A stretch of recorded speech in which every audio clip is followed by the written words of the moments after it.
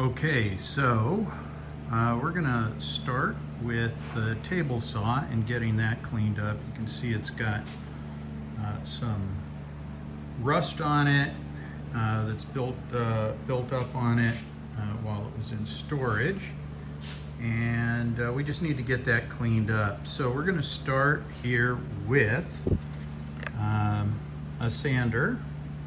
Just got a little DeWalt 5-inch sander here. Random orbital, and we're going to start with this. This is 320 grit sandpaper. That is, I want to start, that's as fine of a sandpaper that I have for this orbital sander, and I want to start as gently as possible and see how that turns out with this, and see what kind of a finish we get. We should be able to get the rust knocked off while still keeping it flat. I think the important things are, you know, we want to sand with it flat. We don't want to be digging in with the edges or create any divots or anything like that on our surface here. And if we can keep it all evenly sanded, we should still remain having a good surface at the end. So we'll try doing that, and then we'll see what kind of finish we get. We might finish it off with a lighter sandpaper, finer grit sandpaper by hand if I don't have the finish that I want at the end. Just the tools that I'm using, random orbital sander, that's starting with the 320. Hopefully we don't have to get more aggressive than that. Obviously want to keep the junk out of our face and lungs, and I've got glasses on to keep my eyes protected. The blade is completely lowered, and we're going to get after this and see how that works. So maybe we'll speed this up when we edit it, so you don't have to just sit here and watch me do a bunch of sanding.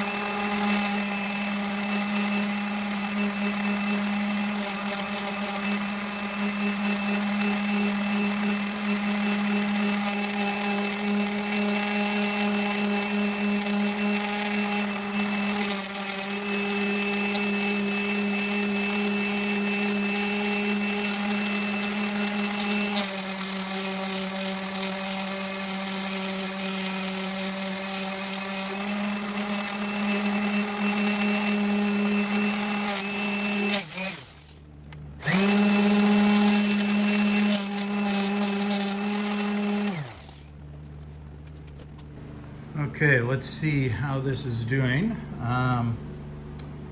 Let's see if I can get in here without that light and show you what I'm looking at.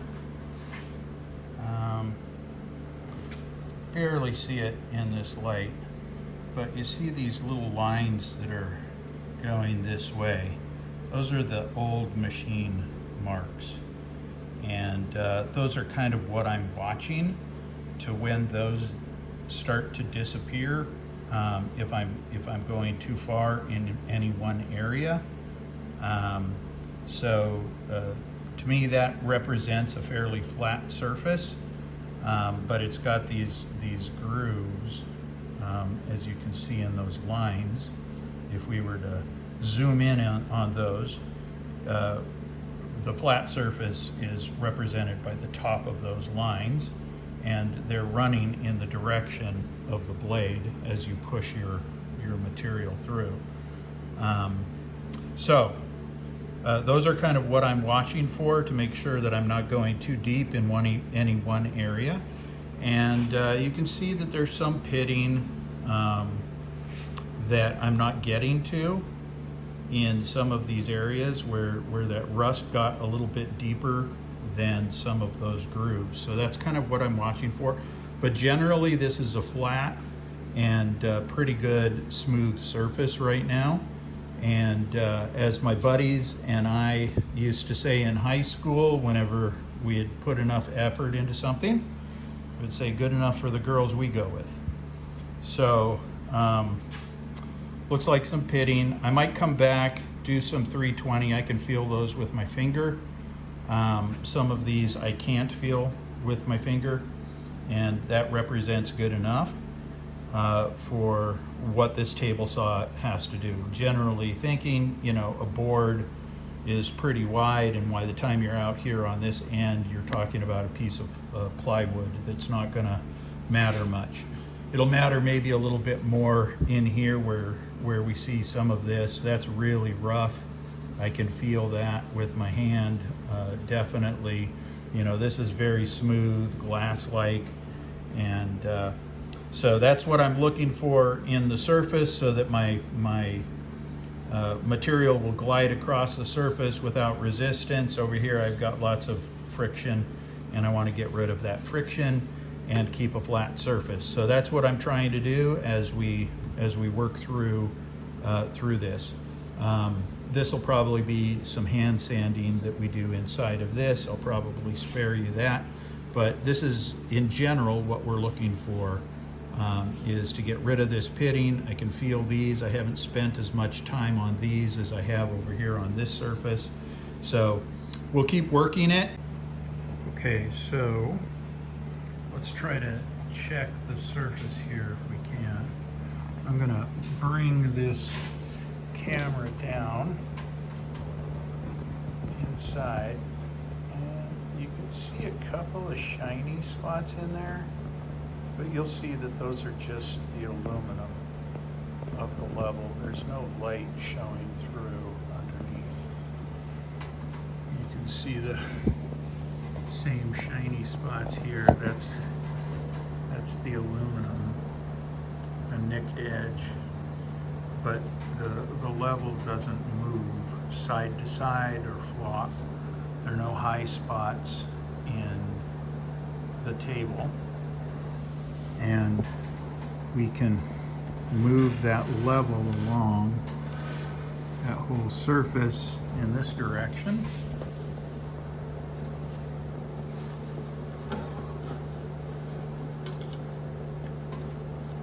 Goes right over that seam.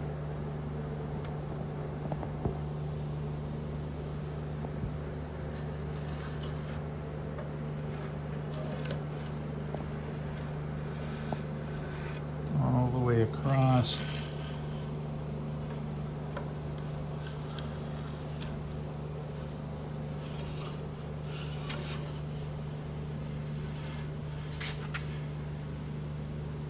Nice and flat. And then we'll go this way. Same thing, levels not moving side to side, no tipping.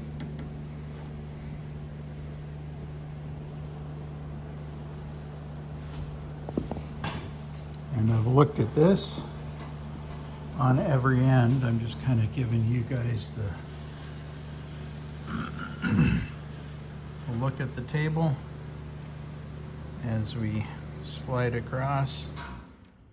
There aren't any gaps on that surface, so we did a good job of sanding it and finishing it pretty evenly. So there's the clean surface on the table saw. I'll get inside, do these runners, and get those cleaned out to get some of that stuff. You kind of see those stains here, but again, I can't even feel those pits. But I know they're there, but I can't feel those with my hands. So everything is smooth and soft, and I think this table, other than these runners here, for my miter slots, we'll get those cleaned up, polished, and Then we'll wax everything up, and I think we'll be good. So what we're going to do is we're going to tune it up with the original throat plate in it. Is you want to make sure that this surface is level and flat to your table. You don't want it to be raised or lowered so that your wood ends up, you know, kiltered when you're going through the blade. So first thing is get this thing level and straight. When I put this in, it is not level and straight. And I don't know if I can do this or not, but the first thing you can do is check it. And when you put it in, make sure that this screw is loose. So you want that not to be a hindrance and to be putting pressure on your plate because that would secure the plate. So you want it to sit flat. These four little bolts here sit on a shelf down below, and with that you can adjust it. So when I put this in, you can hear that it rattles, and we want to stop that rattling, and you can hear that it rattles when I tap this back corner. So first thing we want to do is take the straight edge, put it across that, and see if it is flat or not flat. When I put my eye down on it, it actually looks flat. Now, with that flat, I can still hear a little bit of a rattle, but it's not as bad. So that means the ruler is pushing down on it a little bit, okay? So that tells me that that screw, when it's down, is probably pretty close. So, oops, check it up here. There's no rattle when I'm doing this here. So I think this one and this are level. These two screws are level and it's flat. It has to be one of these two screws. So that's my suspicion. So let me put this Allen wrench in.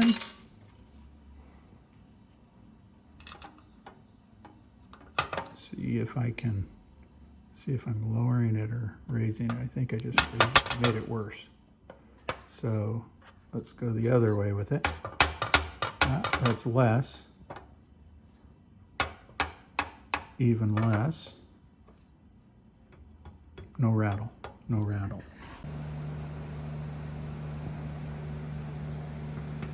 No rattle here, no rattle here. Maybe the tiniest bit of rattle. Okay, that's gone. That's just me tapping on it. Okay, so with that there, now we look at it again. No, that doesn't help either. But there is no gap. I'm looking here under the camera. There is no gap. That is perfectly flat with both these surfaces. And it was this that just needed to be lowered a little bit. So that is how you adjust your throat plate. Just get a straight edge, come straight across, and check it front to back, and then just those screws so that you get it into place. Then when you tighten it, we have to get this down. Now when we tighten it down, if we over tighten it, then we're going to pull down on this side and lift because it's pivoting from over here. And we don't want to do that. So we just want to get that so that it's snug and our plate is not moving and everything is flat. I see how that is wobbling now? That's because I've got it too tight. So I'll back that off. Now it's not. And that's flush. Okay, throat plate adjusted. Okay, so the next thing we want to do is we want to make sure that the blade is at a right angle to the table face. And we just want to check our angle on that. So first thing we did was raise the blade all the way. We're at 0 here, and I'm just gonna briefly go over this real quick. So I'm gonna change the angle here. So we're, somewhere around 10 degrees according to this thing. There we go, 10 degree. And when we crank this back, it gets solid. I can over crank this and put a lot of pressure on it. I'm just putting undue pressure on it. There's a stop bolt in there that stops it at 90 degrees. So just until it's stiff. There's a way to adjust this pointer so that if you hit your stop block and everything is correct, and that is not on 0, then you can move this pointer to 0. But first we're just gonna check to make sure that the blade is square. Okay, so making sure that the blade is square. So it does you absolutely no good to check if the blade is square if you don't have a square. Square. How many times can you say square in one sentence? Okay, so you want to make sure that whatever squares you're using are actually at right angles and 90-degree angles. So how do you do that? Not all squares are actually at 90 degrees. Some of them are manufactured incorrectly. And I'm surprised at how many people I've seen on construction sites or something like that, where they go and they grab one of these speed squares and they didn't check to see if it was actually at a right angle when they purchased it. They just assumed it. So check to make sure that whatever you're using is actually at right angle. So the best way to do that is at the store when you buy it. Okay, put it up on a get a straight edge, like a level at the hardware store. Put your square onto that straight edge, and then take another square like this framing square, okay, and put it up next to that, okay, and let's just get these things so you can see. Hopefully they're not the same thickness, but there is no light between those. Let me point this up a little bit so that you can kind of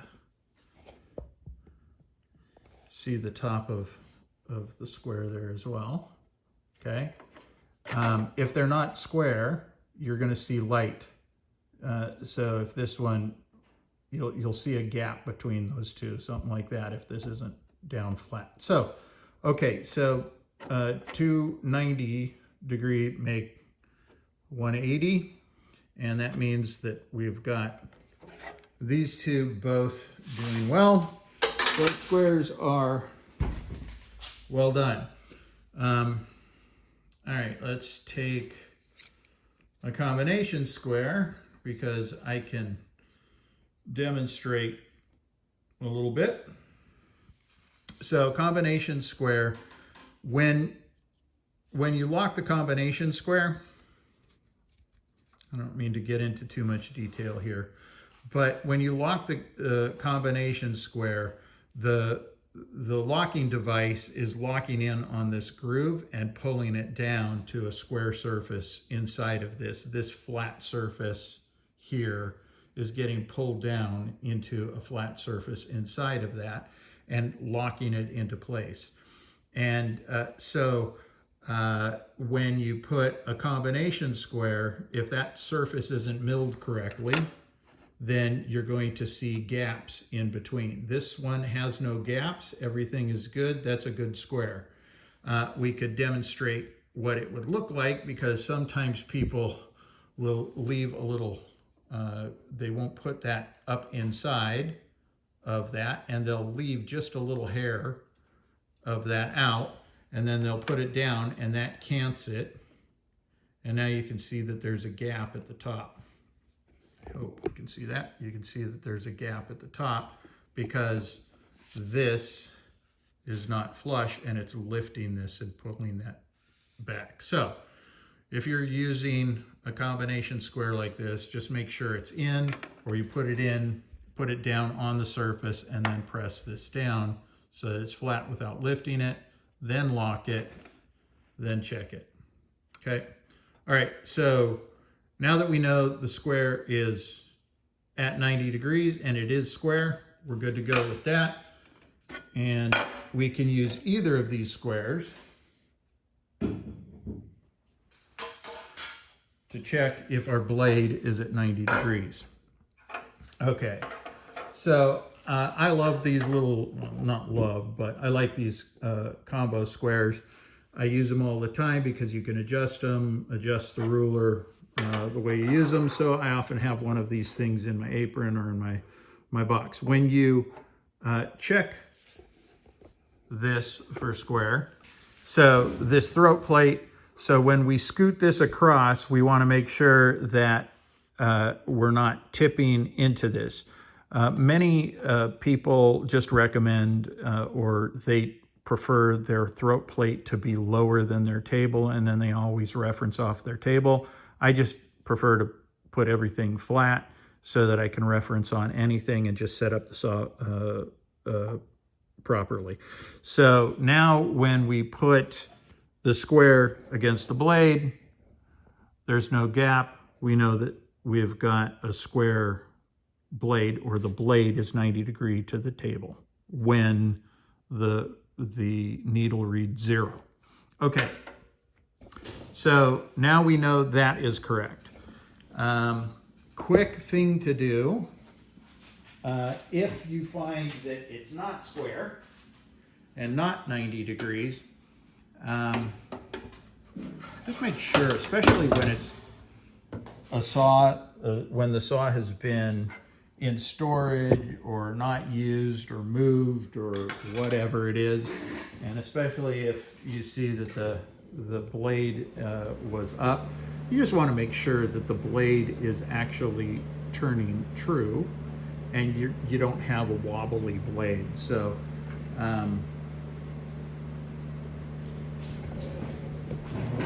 I just put up a miter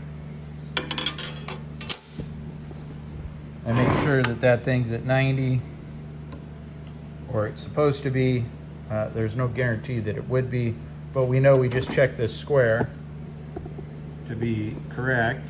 Well, I think we'll just do it this way. And we can put that blade right against that. We can see that that's a flat blade.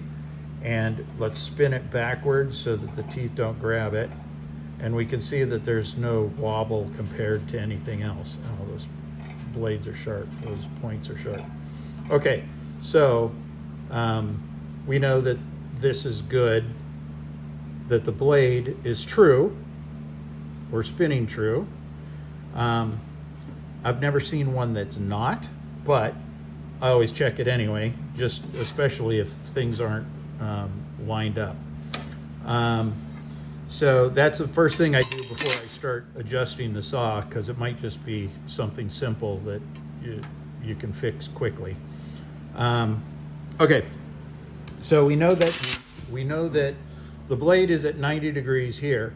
Now, the important thing about table saws that you need to know is everything runs off of these miter slots.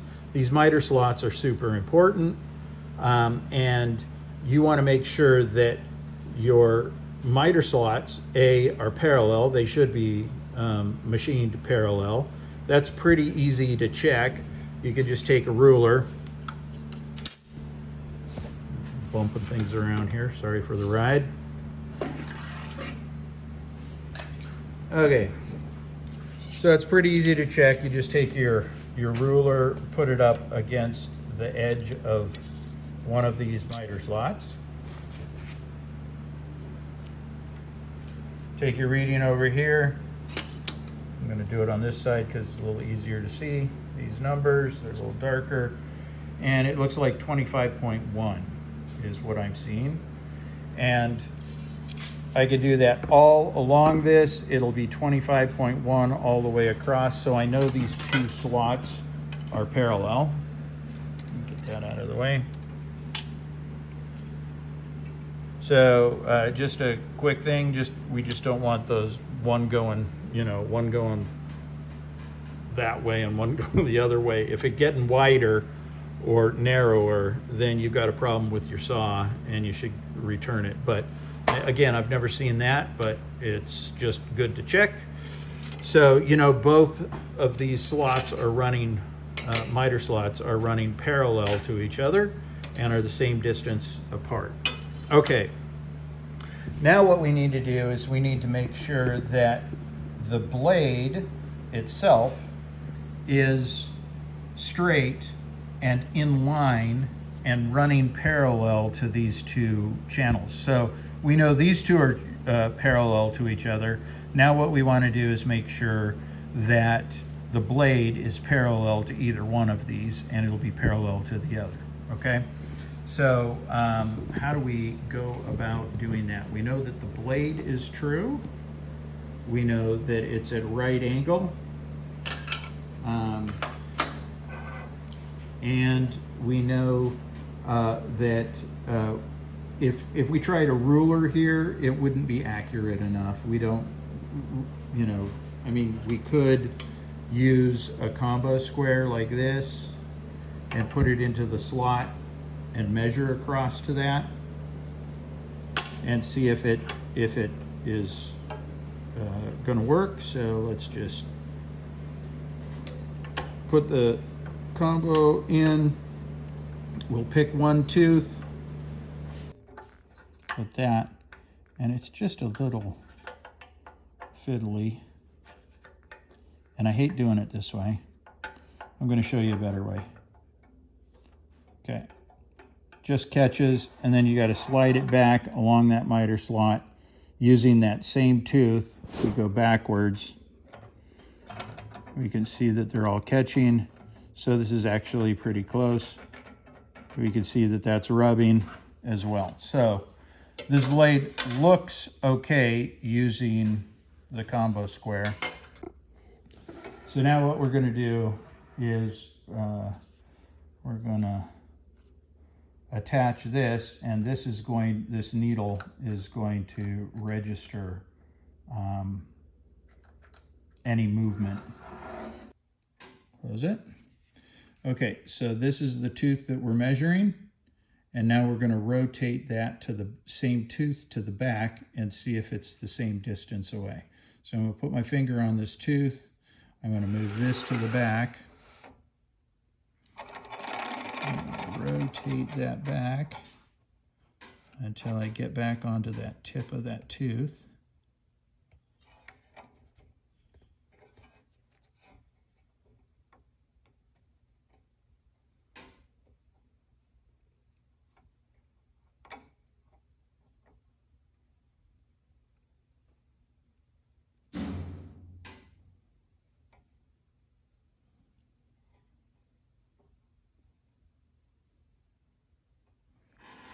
Okay, now scoot the camera back over here. I was on 0 before, and I'm now at, looks like 1.5 thou off. And I think the manual is something like 10 or 15 thou off. So I'm just pulling that tooth through. Grabbing it. Okay. So I'm somewhere right in here around a thou off. Okay. So I'm not going to touch this blade. It's running very true, and I'm okay with that.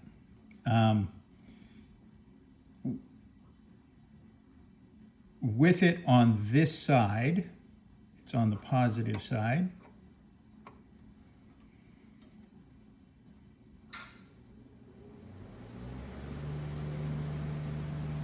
Okay. Yeah, it's right about 1 to 2 thou on the positive side. So as the blade, what this is doing is it's, as the probe goes in, the needle goes to the other side of the of 0. So that means that that tooth that we were just measuring, okay, that tooth that we're just measuring is a little bit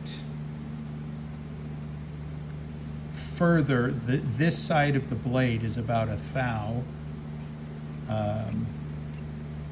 1 to 2 thou this, and that's the back of the blade, which means it's a little bit more narrow at the back of the blade than at the front of the blade. That's really opposite of what you want. You'd rather have it a little bit wider at the back of the blade than at the front of the blade. And the reason is you don't want your blade, to be pinching the wood between this and the fence, because the fence is going to be on this side. So we'll just back this off and try to explain that a little bit, maybe with the hands. So if my blade is running tilted or pitched one way or the other, then you can see that it creates a wider kerf.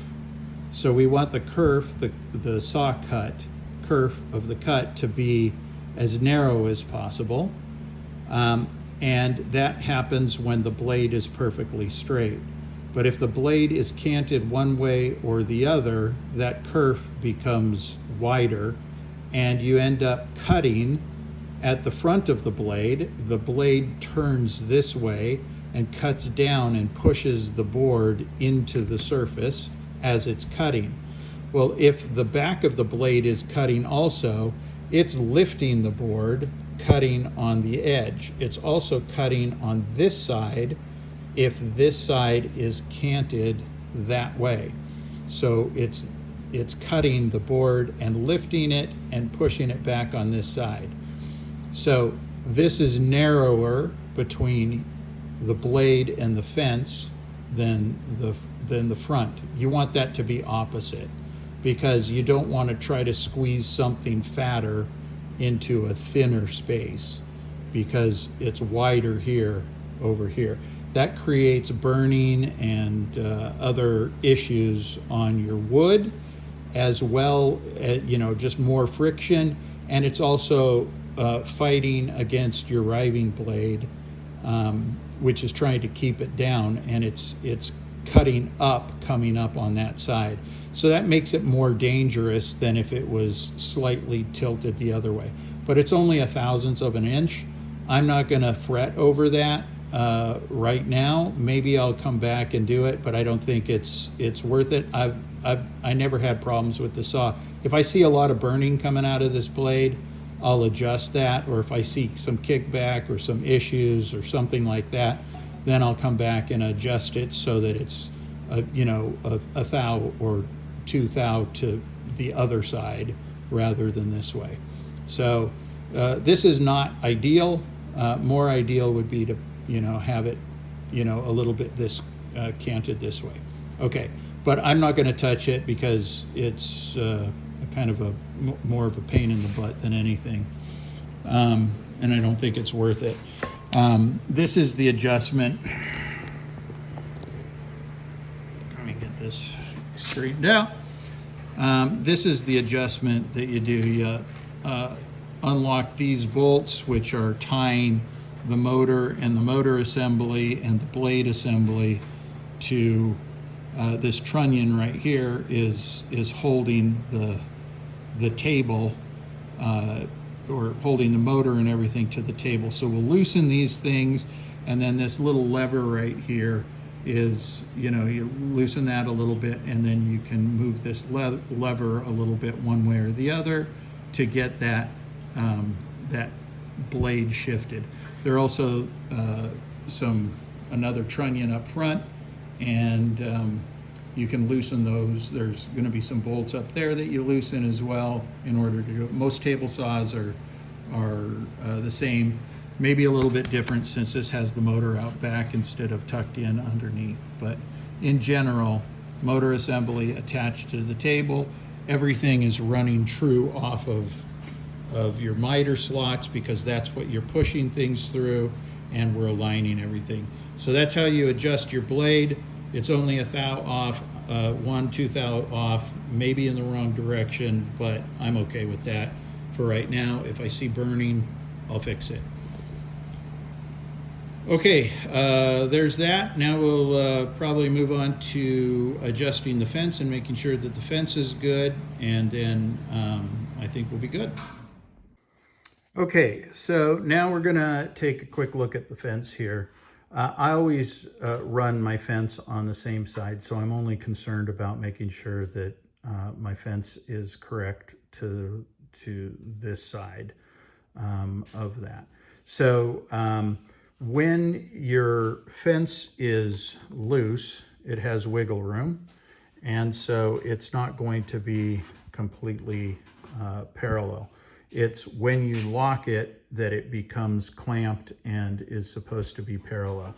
So the quick, fast, dirty check is to use your finger. Your thumb, your finger has a pretty good feel for the slot edge versus the fence, the edge of the fence. And so when you pull one up to the other, that should be feeling fairly flush. And when you do, you get it locked down. Sorry, you get it locked down. Lock that down, and now this should be running parallel between this rail and the other rail if the fence is working properly. And now I use my finger and I try to feel with my finger to make sure that that is an even distance between the edge of this and the edge of that slot. This feels really good. You can't see any difference between the two, and so I'm pretty certain that this is working properly and that there aren't any issues with the fence right now. Now I can randomly move it out to some distance from that. I'm just going to grab my ruler here, and I'm going to measure from this to my slot. And let's just pick something on this side.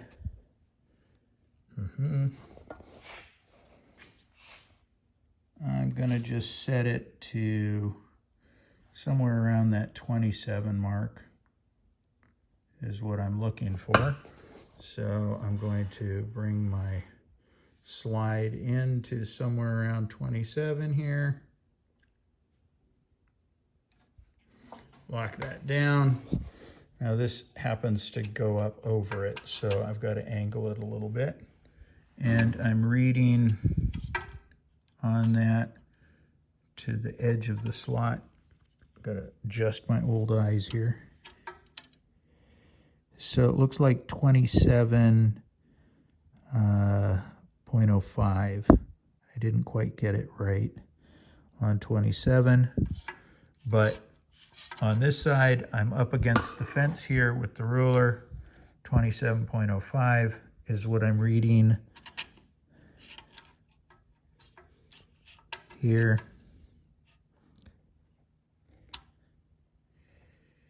Just over 27, not quite 27.1. And then I want to do the same thing on the back.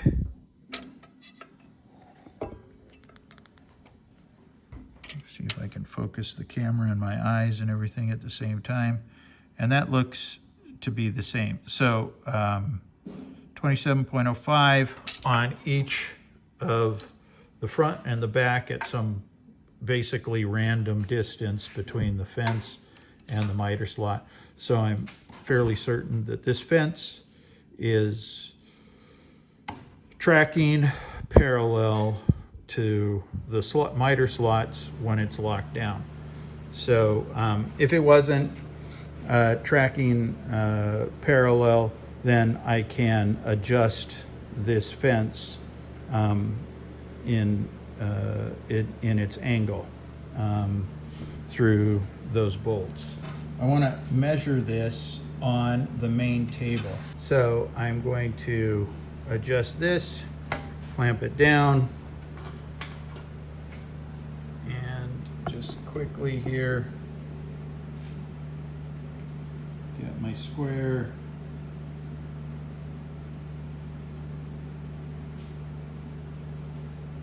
Locked in place and down. And I just want to take a quick look here to make sure that I'm not seeing a gap below or at the top. Right angle, so I'm happy with that. So fence is adjusted, blade is adjusted. We could tilt this to 45 and then check the 45 stop. I'm more concerned for this video, I'm not seeing any problems with the blade, so I don't think I'll go through that. This video's been pretty long as it is. The only thing I can think of now is making sure that when I put on my guard. Okay, so I think that could actually use a little bit of adjustment, which means that I have to undo these two bolts and adjust this a little bit. What I'm looking for here is to make sure that this splitter is properly aligned with the blade. It doesn't look too bad right there. So I probably won't mess with it. I want to make sure that this edge is lined up when looking down the blade. From the back it looked like it was off. And then I want to make sure that these things are operating appropriately. And those, well, you can see kind of what those do. As the wood goes through, they lift with the wood, and then they don't let the wood shoot back at you with a kickback. So all of this looks like it's running and working, and I think this saw is about ready to go. So that saw has come a long ways today in getting the surface cleaned up, getting the track, making sure that it's all tuned up and ready to cut wood and that it's in a safe condition. And I am happy with it, and looking forward to actually cutting some wood with it and seeing how it goes. Okay, I think we'll probably do the bandsaw next, and then the jointer, and then clean up some surfaces on that lathe and that drill press. I may not take the time to film all of that because filming takes a while to do it. It takes a while to film, adds a lot of time, and we want to make some progress. And maybe we'll just film the tune-up and making sure that the bandsaw is tuned, but we won't add in all of the cleaning on that and the other pieces. We'll just make sure that they're all adjusted and running properly. So I'll end it with that, and I bid you all farewell. Thanks for watching.